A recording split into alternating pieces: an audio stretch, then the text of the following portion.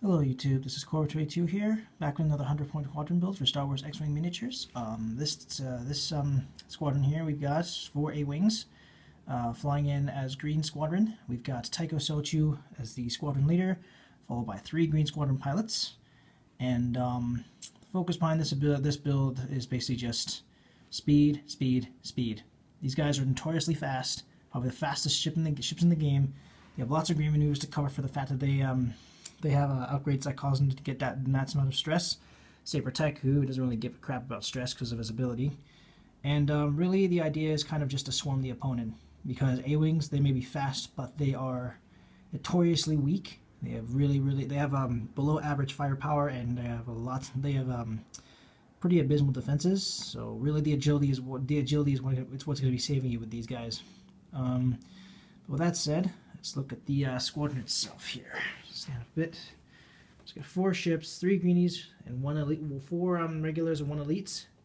The elite has been upgraded with every single upgrade possible for extra bite, and then of course the rookies, or not the rookies, the common pilots, they've been upgraded to allow them to better take advantage of action economy, as well as lighten their loads up in order to make them cheaper ships.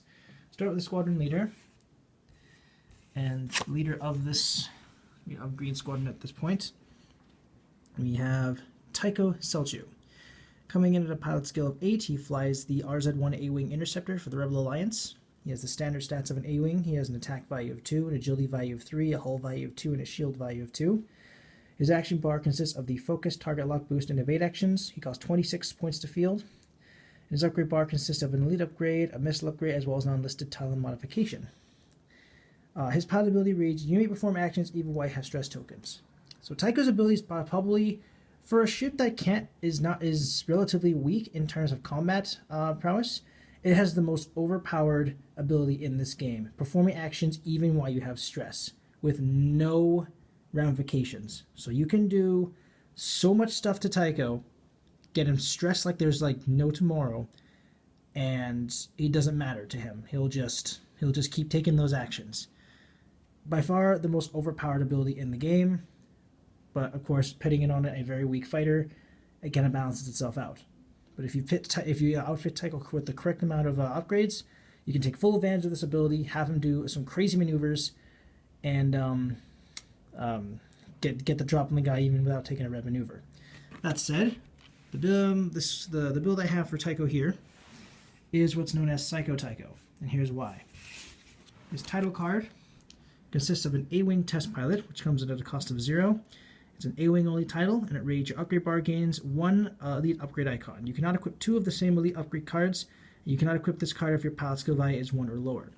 So the A-Wing test pilot can be put on any A-Wing above a prototype pilot. So that means a Green Squadron pilot, Gemar Sojan, Arvo Crinid, to Jake Farrell, and of course Tycho himself can take the A-Wing test pilot. Prototype pilots are not a viable option for this particular card.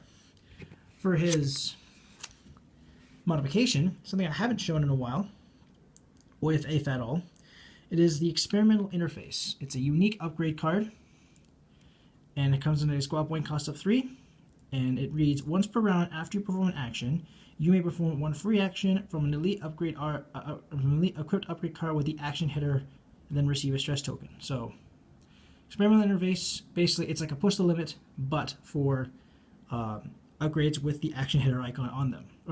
So basically upgrades that are required to be used during the action phase. So yeah, like a push the limit, but for different purposes.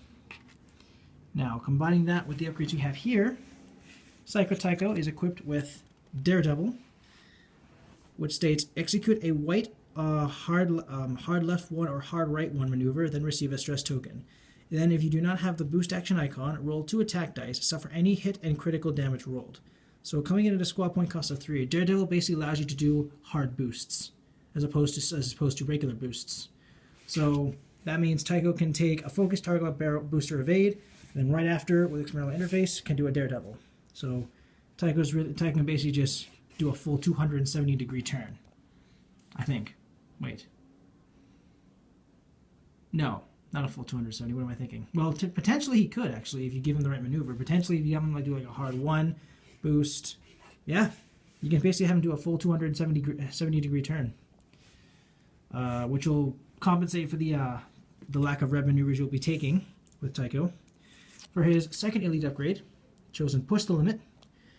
Coming in at a squad point cost of 3, it reads, once per round after you perform an action, you may perform 1 free action showing your action bar, then receive a stress token. So this is this is how he gets the name Psycho Tycho. Pretty straightforward. Take an action, be it focus, target lock, boost, or evade. Push the limit, let you take another one of these actions as long as it's not the same action. So you took a focus, then you can take a target lock, boost, or evade. Then you can experimental interface and have him do Daredevil afterward. So it means you can boost, target lock, focus, or evade, and then do a Daredevil, swing around for another pass. To give himself a little extra bite, I've given Proton rockets to him.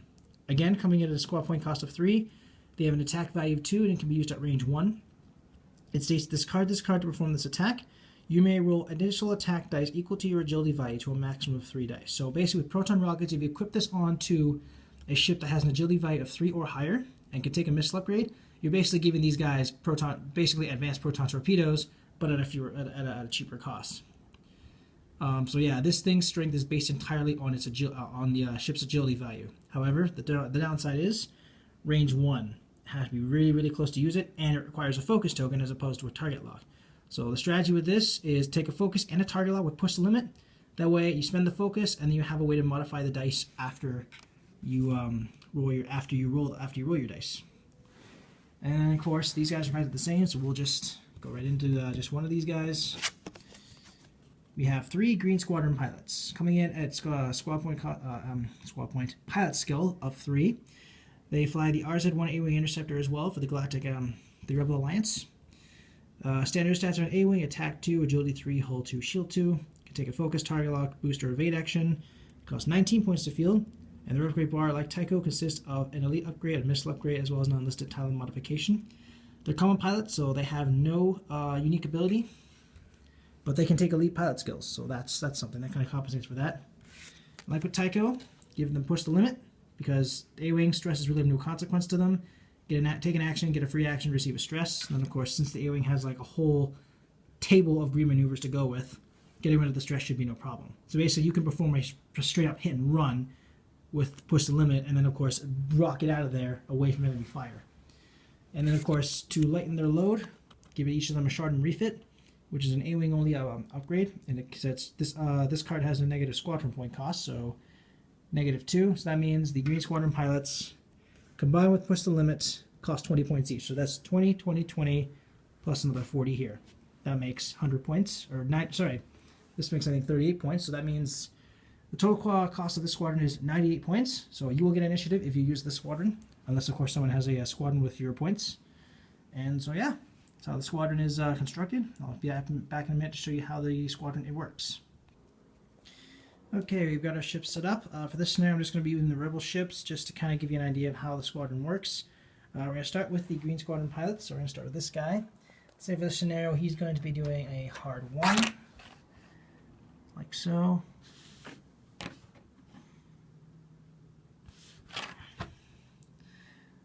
And then, of course, for this scenario, he's going to take a straight boost, get up close to one of the IGs,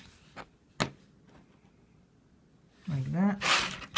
And then for a Push the Limits, he's going to take a focus. Let me just reach in here and get a focus. That's a shield. Now he's got a focus token.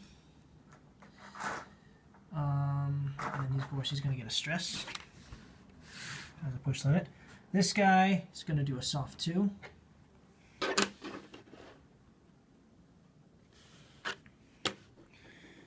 Like so. And then he's going to be taking a focus and a target lock. So grab the focus. And then I'll just grab a quick target lock here. Like that. And of course, he's Push the Limit, so he's going to be taking a stress. Then this Green Ground Squadron pilot here, he's going to be doing a soft 2 as well. Actually, no. He's going to be doing a hard 3. So we already got 2 A-wings swarming one of the IGs. So he's up close and behind him. Right there. And then he's going to take a focus and evade action for his push the limit. So as you can see here, the idea is that the A-wing here can take 2 actions in the same turn. They get stressed, but they have lots of green maneuvers to compensate for that. Finally, Tycho. For this scenario, I'm going to have him do a hard 1. No. Hard 3. No, soft 3. Sorry, I seem a little bit fickle here. I'm going to be having do a soft 2 here.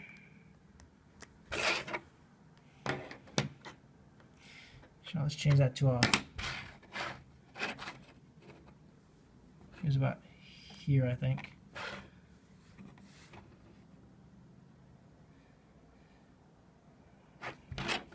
There. Pardon me, guys. Hard 3 it is. Do a hard 3. Get right here. He's going to push the limit with a focus and a target lock. So we just grab a little eyeball here. Grab my target lock. And then he's going to use Daredevil with experimental interface to do a hard 1. Now, what's happened is he has maneuvered himself safely out of the line of fire, gotten himself as close as he can, taken modifiers to prepare him to use his weapons, and of course the other guy can't shoot him. So yeah, Tycho's in a pretty good spot right now. And of course he'll be double stressed, but since Tycho ignores stress, we're not going to put any stress tokens on him, because with this setup we got for Tycho, your player is going to be taking lots and lots of push the limits and experimental interfaces. So basically just remember not to do any red maneuvers and you should be okay. So we'll start with Tycho. He gets the first shot. He's going to spend his focus token to attack with his proton rockets. So 2 dice plus his agility value, which is 3. Gets 5 dice. The IGs have 3 dice, like so. So it's going to be a 5 on 3, and I have a target lock on him. 3 hits, 2 blanks. I will spend the target lock. Roll these last 2. And I have a critical hit result. So that's 4, 3 hits and a critical. IG is definitely going to be taking some hits after this. So that's bogus. So we've got here, those 2 evade results cancel out these hits. 2 shields gone off the IG. Now this IG is going to be shooting at this guy. That'll be a range 2 attack, so it'll be 3 on 3.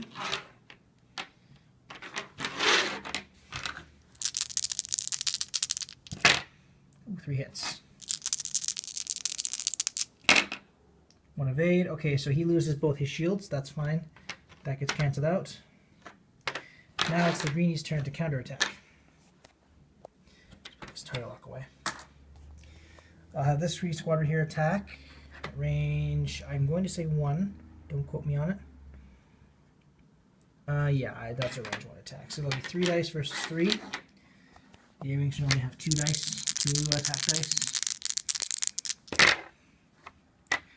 2 criticals and a focus. I will spend the focus token here. Turn this to a hit. And have a focus, so that means he loses his remaining 2 shields, and his critical hit is weapons failure. When attacking, roll 1 for your attack die. Action, roll a dice on a hit or critical result. Flip the card face down. So, yeah, he's got a critical hit going for him. Now these guys are going to attack this IG. I'll start with this guy. He is at range closest to closest. Range 1. So it's another 3 on 3. Bear in mind, this is a very situational example, so it's not always going to turn out this way. So, yeah, hitting a crit. Put that over there. 3 dice. Evading the focus. So that gets cancelled out. He loses a shield. And now it's this A-wing's turn. Attacking at range 2, I'm going to say. I think it was range 2. Yeah, it was range 2. So it'll be 2 on 3. I have a focus and a target lock to go for me.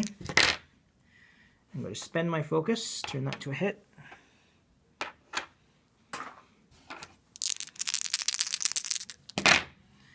That's 2 hits, so he's taking 2 more shields off. He still has a target lock on him for next turn.